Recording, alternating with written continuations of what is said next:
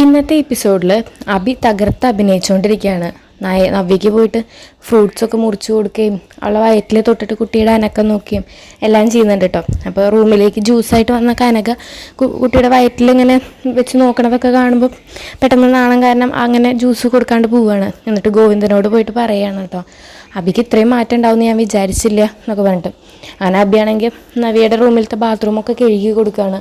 എന്താ നവി ഇവിടെ ആകെ വഴുക്കുന്നുണ്ടല്ലോ, നീ അങ്ങ് വീണ് കഴിഞ്ഞാൽ പിന്നെ അതൊരു ടെൻഷനായില്ലേ, നിനക്ക് അത് പ്രശ്നം, എനിക്കും പ്രശ്നമാണ്, അപ്പോൾ അതൊക്കെ ശ്രദ്ധിക്കണ്ടേ എന്നൊക്കെ പറയും.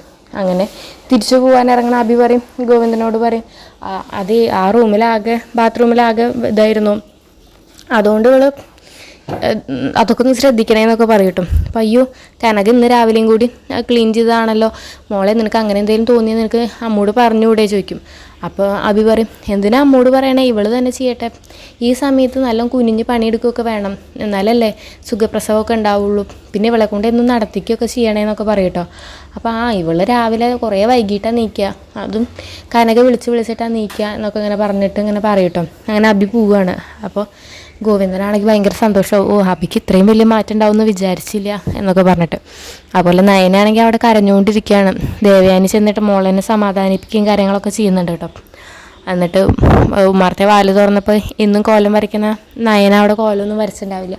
അയ്യോ മോൾ ഇതുവരെ നീറ്റില്ലേ, എന്താ എൻ്റെ മോൾക്ക് പറ്റിയത് ഈശ്വര എന്നൊക്കെ പറഞ്ഞിട്ട് ഇങ്ങനെ വിഷമിച്ച് നിൽക്കുകയാണ്. അപ്പം മുത്തശ്ശി അവിടേക്ക് വരുന്നുണ്ട്.